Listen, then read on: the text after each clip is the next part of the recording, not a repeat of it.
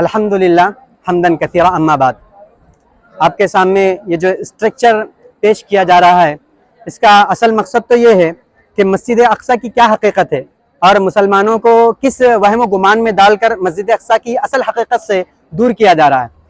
اولین ترین درجے میں یہ سمجھنا چاہیے کہ جو علاقہ ہے یہ تین مذاہب کے نزدیک، یہودیوں کے نزدیک، عیسائیوں کے نزدیک اور مسلمانوں کے نزدیک یہ مقدس جگہ سمجھی جاتی ہے. اور اس کی جو ایک بڑی تاریخ ہے کہ مسلمانوں کے نزدیک کیوں ہے، یہودیوں کے نزدیک کیوں ہے، عیسائیوں کے نزدیک کیوں ہے.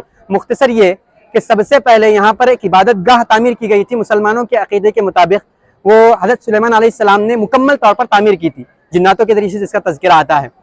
اور یہودیوں کا کہنا ہے کہ حضرت سلیمان علیہ السلام نے یہاں ہیکل بنایا تھا جس کو وہ ہیکل سلیمانی کہتے ہیں. اب جب وہ تعمیر ہو گئی تو تعمیر ہونے کے بعد ایک بادشاہ گزرا جس کا نام بخت نصر ہے. اس نے 589 یعنی 589 عیسوی میں قبل مسیح میں اس پوری تعمیر کو بالکل مسمار کر دیا تھا، ڈھا دیا تھا. اور یہاں پر جو یہودی آباد تھے ان کو اس علاقے سے نکال کر جلا وطنی پر مجبور کر دیا تھا. پھر اس کے بعد ایک دوسرا بادشاہ آتا ہے جس کا نام سائرس اعظم ہوتا ہے. وہ اس علاقے پر قبضہ کرتا ہے، یہودیوں کو پھر یہاں پر بساتا ہے. پھر وہ یہودی اپنے ایک بادشاہ کی نگرانی میں جس کو ہیرود اعظم کہتے ہیں دوبارہ اس اسٹرکچر کی یعنی وہ جو ہیکل سلیمانی تصور کرتے ہیں اس کی تعمیر کرتے ہیں، وہ ہیکل سلیمانی بنواتے ہیں. اور پھر 70 عیسوی میں پھر دوبارہ اس ہیکل سلیمانی کو ایک رومی جنرل جس کا نام ٹائٹس ہے وہ منہدم کر دیتا ہے، گرا دیتا ہے، بالکل مسمار کر دیتا ہے. پھر اس کے بعد چند سال گزرتے ہیں، کم و بیش 400 سال یعنی 4 صدی عیسوی میں ایسا ہوتا ہے کہ وہ جتنے بھی رومی تھے وہ عیسائیت قبول کر لیتے، مسیحیت قبول کر لیتے اور عیسائی مذہب میں داخل ہو جاتے. اس کے بعد وہ یہاں پر مختلف گرجے تعمیر کرتے یعنی اپنی عبادت گاہیں بنواتے. ان کا اس علاقے سے خاص تعلق اس بنیاد پر ہے کہ اس علاقے کے بازو جو شہر آباد ہے وہ بیت اللحم کے نام سے ہے اور وہ حضرت عیسیٰ علیہ السلام کی جائے پیدائش میں حضرت عیسیٰ علیہ السلام پیدا ہوئے تھے. اور ان کا ماننا یہ ہے کہ اس علاقے میں حضرت عیسیٰ علیہ السلام کا مقبرہ ہے، لیکن اس کی کوئی حقیقت نہیں ہے. مسلمانوں کا عقیدہ ہے کہ حضرت عیسیٰ علیہ السلام آسمانوں پر اٹھا لیے گئے. اس طرح عیسائی اس کو مقدس سمجھتے ہیں. اب یہودیوں نے کیوں مقدس سمجھا؟ جیسے میں بتایا کہ ہیکل سلیمانی یہاں پر تعمیر کیا گیا تھا، تو اس ہیکل کی تعمیر کی بنیاد پر اور چونکہ یہود وہ قوم ہے، بنی اسرائیل وہ قوم ہے جن کے اندر اکثر انبیاء گزرے ہیں اور اس علاقے سے ان انبیاء کو خاصا تعلق ہے، اس بنیاد پر وہ ان کے نزدیک مقدس سمجھی جاتی ہے. اب عیسائیوں سے مسلمانوں کے قبضے میں کیسے آئی؟ میں نے عیسائیوں کی تاریخ بتا دی کہ عیسائیوں کے قبضے میں آئی. مسلمانوں کے قبضے میں کب آئی؟ مسلمانوں کے قبضے میں عہد فاروقی میں حضرت فاروق اعظم رضی اللہ تعالیٰ عنہ کے زمانے میں آئی. یعنی 17 ہجری 639 عیسوی اس زمانے میں حضرت فاروق اعظم کے عہد میں مسلمانوں کے قبضے میں آئی. جب حضرت فاروق کا یہاں پر قبضہ ہوا تو اس وقت یہاں پر کچھ نہیں تھا. انہوں نے اس جگہ کو صاف کیا، یہاں پر ایک چھوٹی سی مسجد تعمیر کی تھی جس کو اسی وجہ سے اس مسجد کو مسجد عمری کہا جاتا ہے. یہاں پر وہ چھوٹی مسجد تعمیر کی. بعد میں بنو امیہ کا زمانہ آتا ہے جو خلیفہ گزرے ہیں، ان لوگوں نے یہ قبہ اور یہ مسجد تعمیر کی ہے.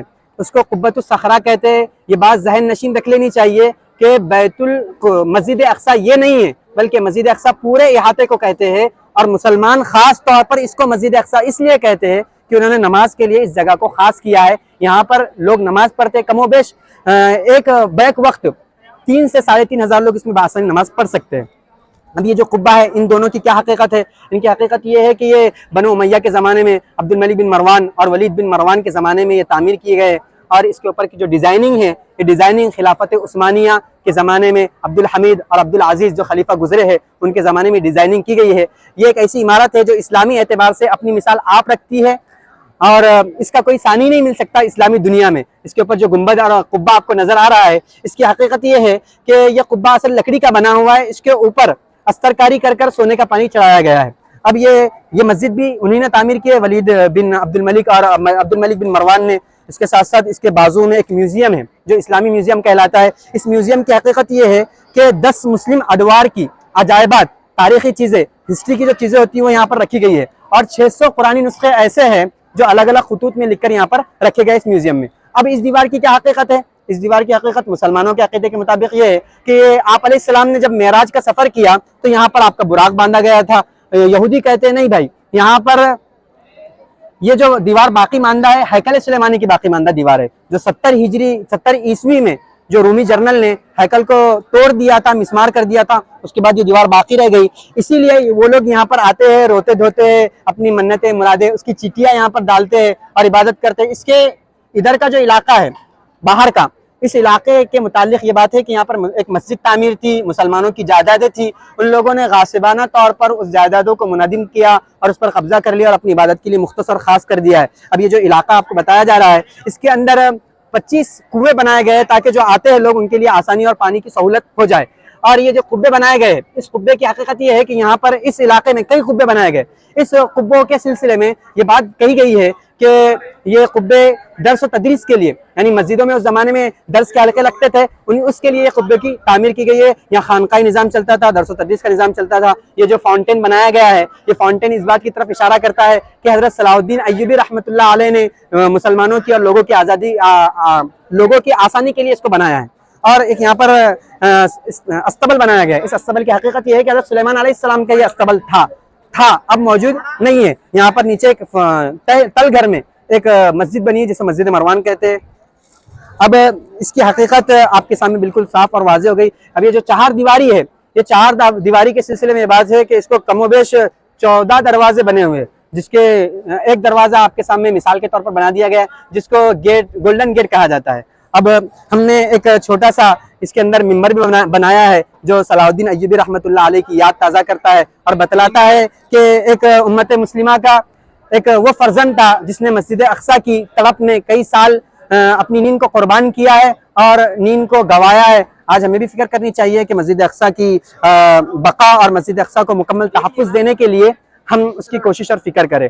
اب یہ اسٹرکچر ہمارے ساتھیوں نے بڑی کاوشوں، محنتوں، جستجو کے ذریعے سے تیار کیا ہے، اسی کی بنیاد پر اتنی خوبصورتی کے ساتھ آپ کے سامنے سجا ہوا ہے۔ ہمارے ساتھی جو کافی قابل احترام بھی ہے، قابل صلاحیت بھی ہے، جن کا نام محمد اشر ہے، انہوں نے اس میں بڑا یوگدان اور ساتھ دیا۔ اسی طرح مبصر ہے، فرقان ہے، عبدالرافع ہے اور عبدالرزاق ہے، ان لوگوں کا اس کے اندر کافی، یوسف ہے، ان لوگوں کا سمیر ہے، ان کا کافی اس کے اندر ہاتھ رہا ہے۔ اس لیے آپ لوگ دعا کیجیے اور کوشش کیجیے کہ ہمیشہ سے مسلم امہ کے ہی قبضے میں یہ مسجد رہے۔ ہم نے یہ اسٹرکچر آپ کے سامنے اس بنیاد پر پیش کیا کہ مسلمان گھرانوں میں یہ بات ذہن نشین ہو جائے کہ جو چیز ہماری تھی تا قیامت ہماری رہے گی۔